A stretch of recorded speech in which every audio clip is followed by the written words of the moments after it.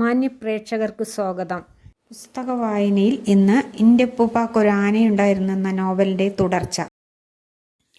അവിടെ ഒരു സംഭവമുണ്ടായി. അതിനുശേഷം അവൾ കുളിക്കാൻ പോകുന്നത് അടുത്ത പുരയിടത്തിലുള്ള കിണറ്റിനടുത്താണ്. അവിടെ ഒരു കെട്ടിടമുണ്ട്. അതിലങ്ങനെ ആൾതാമസമില്ല. കുളിച്ചു താമസിക്കാൻ വരുന്നവർ വല്ലപ്പോഴുമേ താമസിക്കൂ. അപ്പോൾ അവൾ അങ്ങോട്ട് പോകില്ല. അവിടത്തെ കിണറ്റിലെ വെള്ളത്തിന് നല്ല തണുപ്പുണ്ട്.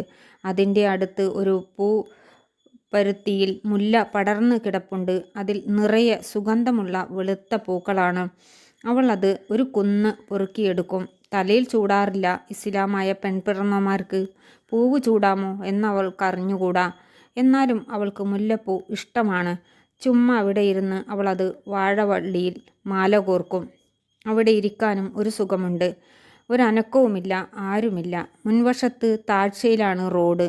അതിനപ്പുറത്ത് നെൽപ്പാടങ്ങളാണ്. അതിനപ്പുറത്തെങ്ങാണ്ടാണ് നദി.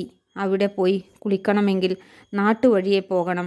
കെട്ടിക്കാൻ പ്രായം കഴിഞ്ഞിരിക്കുന്ന മുസ്ലിം പെണ്ണെങ്ങനെ നാട്ടുവഴിയെ പോകും? പിന്നെ താമസിക്കുന്നിടത്തെ കിണറ്റിലാണെങ്കിൽ അവിടെ മറയും തൊറയുമില്ല. അതുകൊണ്ട് ഒരു ദിവസം കുഞ്ഞു പാത്തുമ്മ വിചാരിച്ചു, ആമ്പൽ പൊയ്കയിൽ ഒന്ന് കുളിക്കാം, ആരും കാണുകയില്ല. അതൊരു ഉച്ചതിരിഞ്ഞ സമയമാണ്. നല്ല 1 നമ്പർ വെയിലുണ്ടായിരുന്നു.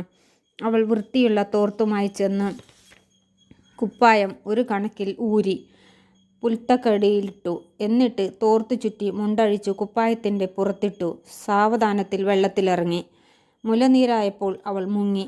തുടർന്ന് 2-3 മുങ്ങിയിട്ടു. ദേഹമെല്ലാം തേക്കാൻ തുടങ്ങി.